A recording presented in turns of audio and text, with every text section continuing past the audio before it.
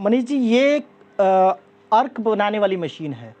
Starting से ही 5 गाय से हमने स्टार्ट किया था, और जो दूध ना देने वाली गाय वो भी मैं बागपत से ही एक मित्र के उससे लेके आया था। नमस्कार दोस्तों, आप देख रहे हैं किसान फार्मिंग। किसान भाई, आपने डेयरी फार्मिंग और पशुपालन पे बहुत सी वीडियो देखी होगी, लेकिन आज मैं आपको ऐसी शानदार जगह लेकर आया हूँ जो दिल्ली के अंदर है, और यहाँ पर आपको पशुपालन कैसे किया जाएगा वो सिखाया जाएगा।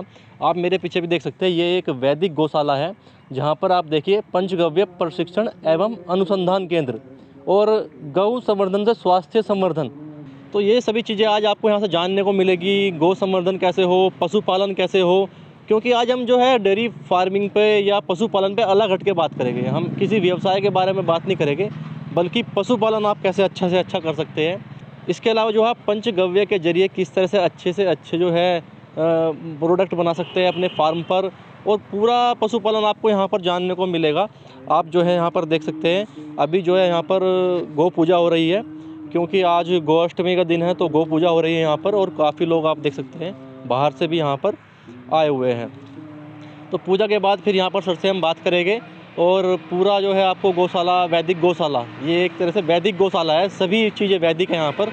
और मैंने आपको शुरू में दिखाया भी, जो यहाँ पर लिखा हुआ है गौ संवर्धन से स्वास्थ्य संवर्धन, पंचगव्य प्रशिक्षण एवं अनुसंधान केंद्र। तो दोस्तों, अगर आप पशुपालन में रुचि रखते हैं तो इस वीडियो को आप ज़रूर देखें, क्योंकि आज आपको यहाँ से पशुपालन के सभी चीज़ें सीखने को मिलेगी और काफ़ी अच्छी जानकारी आप तक पहुँचेगी। नमस्कार जी, आपके सभी दर्शकों को मनीष जी धन्यवाद, नमस्कार। और आप बड़ी दूर से आए हो हमारे इस परिवार में, वैदिक गौशाला परिवार में, आपका विशेष धन्यवाद। और गोपाष्टमी पर्व की आज विशेष सभी को शुभकामनाएं। तो परिचय तो मैं इतना ही कहूँगा, मेरा परिचय तो मैं पश्चिम उत्तर प्रदेश के एक काकड़े गांव का निवासी हूँ। अमित आर्य मेरा नाम है, और पिछले लगभग विगत 6 वर्षों से गोपालन के इस कार्य पे प्रयास में हूँ कि स्टार्टिंग से ही 5 गाय से हमने स्टार्ट किया था, और जो दूध ना देने वाली गाय वो भी मैं बागपत से ही एक मित्र के उससे लेके आया था। तो वहाँ से ये यात्रा स्टार्ट हुई। 5 से आज हमारे पास लगभग 50 गाय है, और इसमें हमने लगभग पिछले 5 सालों में लगभग 45 इवेंट किए हैं, जिसमें ICR पूषा के साथ मिलकर हमने किसानों को कैसे गौ आधारित खेती, यानी कि आज के समय में ऑर्गेनिक फार्मिंग को कैसे बढ़ावा देना है, तो 5 ट्रेनिंग हमने दी है। साथ ही साथ में हमने सीड बॉल एक्टिविटी, पंचगव्य ट्रेनिंग, और साथ ही साथ में टेरेस गार्डनिंग को कैसे बढ़ावा मिले, क्योंकि चूँकि दिल्ली में है तो दिल्ली में लोगों को छत पे फार्मिंग का बड़ा शौक़ है। तो वैदिक गौशाला का मुख्य अगर विज़न समझो आप, तो हेल्थ, इन्वायरमेंट, एग्रीकल्चर और ट्रीटमेंट, सेवा तो है ही, लेकिन सस्टेनेबल मॉडल कैसे बन सकता है, उस दिशा में हम प्रयासरत है। ठीक है सर, जैसे कि आपने इसका नाम रखा वैदिक गौशाला, और उसके नीचे लिखा भी हुआ है एक लाइन में कि गौ संवर्धन, और उसके साथ साथ लिखा हुआ है प्रशिक्षण केंद्र। हाँ जी, हाँ जी ना। तो ये सर किस तरह से आप सेवा कर रहे हैं, मतलब किस तरह का प्रशिक्षण है, और जो आपके यहाँ पे प्रोडक्ट हम देख रहे हैं, ये क्या क्या आपने बनाया है? इसमें मनीष जी गौ संवर्धन से स्वास्थ्य संवर्धन होगा। ये हमारे पूर्वज भी, आज थोड़ा सा फीडबैक में आप जाओगे तो सबसे 70 साल पहले सब स्वस्थ होते थे, उसका आधार हमारी गौ माता होती थी। भाई गौ माता जब थी, उसका दूध घी जब तक हम खाते थे, उसके गोबर गौमूत्र पर आधारित खेती किया करते थे, तो सब का जीवन स्वस्थ था, सब लंबी आयु हुआ करती थी, कोई किसी भी प्रकार की बीमारी से, मानसिक बीमारी से ग्रसित नहीं था। जब से गौ माता, देसी गौ माता हमारे घर से गई, तब से बीमारी आई।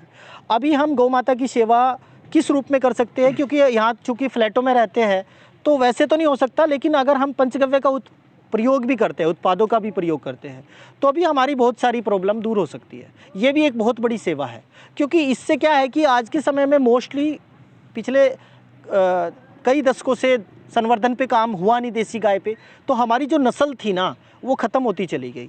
तो हमें एक तो नस्ल सुधार पे काम करना है, खेती पे काम करना है, साथ ही साथ में गौ उत्पादों को बढ़ावा देना है।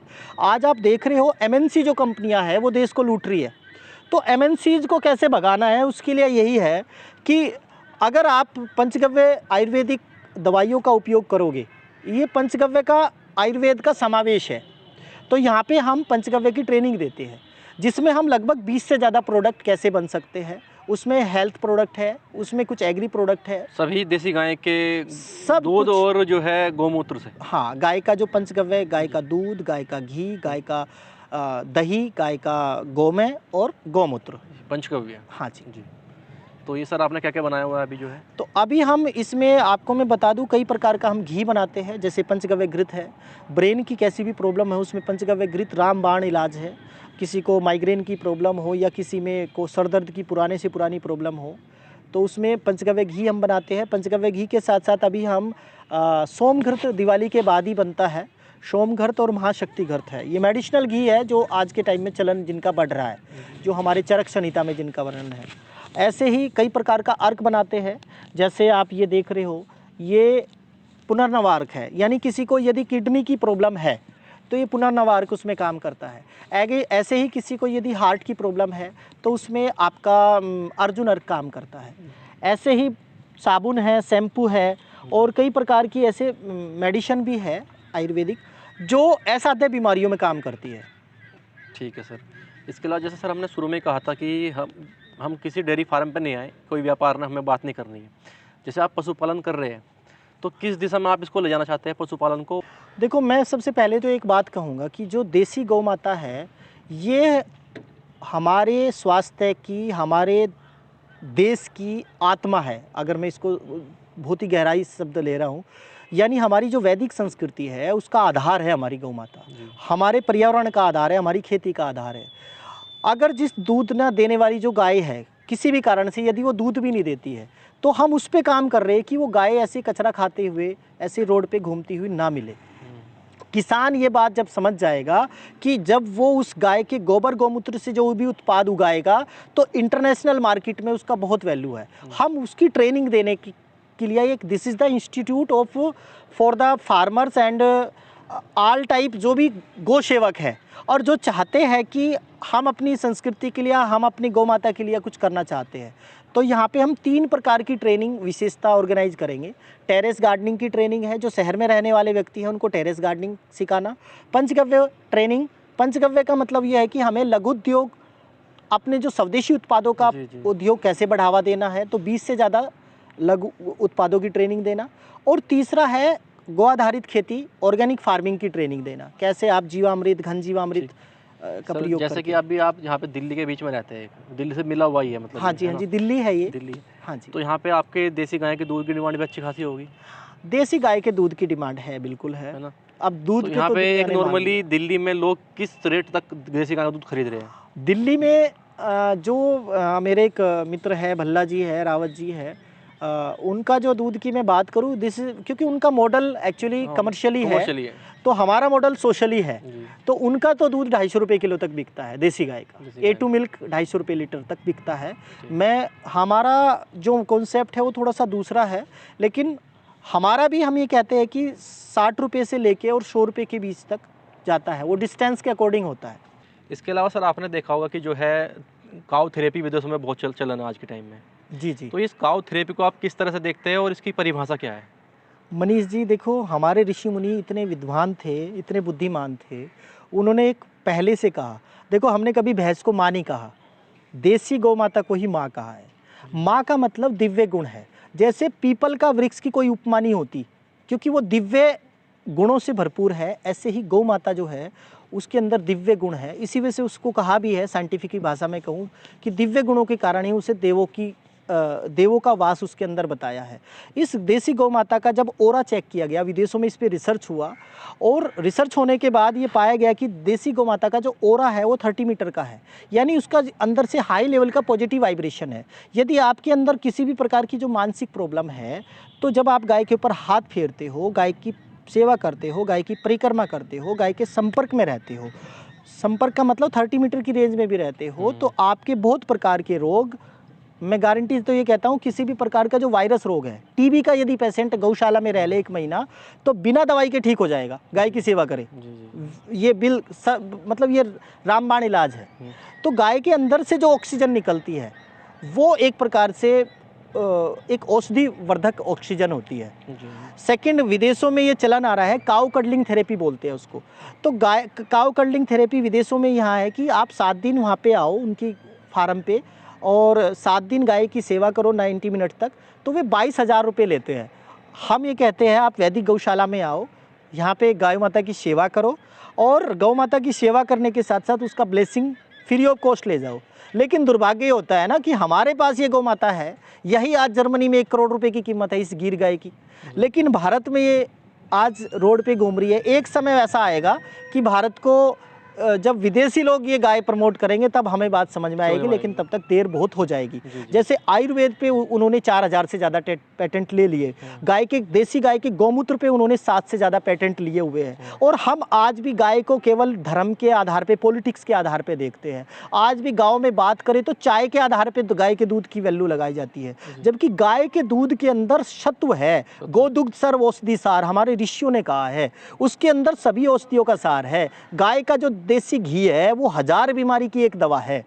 यदि वो हमारे खान पान में आ जाए तो मैं गारंटी से कहता हूं, ना हमें कोरोना से डरने की जरूरत, ना हमें कैंसर से डरने की जरूरत, क्योंकि उसके अंदर एंटी रेडिएशन पावर है, एंटी कैंसर प्रॉपर्टी है और एंटी बैक्टीरियल जो हानिकारक बैक्टीरिया है उससे भी हमें बचाता है वो। तो काऊ कडलिंग थेरेपी सेंटर ये वैदिक गौशाला बनने जा रहा है, या धीरे धीरे आप नेक्स्ट टाइम तक आओगे तो वो सब चीज़ों की तैयारी हो जाएगी। और यज थेरेपी, यज हमारे जीवन का पार्ट रहा है। गाय के 10 ग्राम घी से और गाय के उपलों पे जब आप हवन करते हो, 10 ग्राम घी से लगभग 100 टन ऑक्सीजन प्योरीफाई होती है। यानी कि विदेशी लोगों को उन चीज़ों का पता चल गया तो उन्होंने यज थेरेपी का नाम दे दिया। और हमारे ऋषि मुनियों ने क्या कहा था कि भाई गाय के संपर्क में रह ले, उसका आशीर्वाद ले ले। बिल्कुल बस इतना ही अंतर है। जी बिल्कुल। तो सर आखिर में बस ये इधर बताइएगा अभी ये जो आपने क्या क्या प्रोडक्ट बनाया? ये जी हमने फेस पैक बनाया है, और इसका फेस पैक का मैं ये कहता हूँ कि कई ब्यूटी पार्लर में हमारा फेस पैक अभी जा रहा है।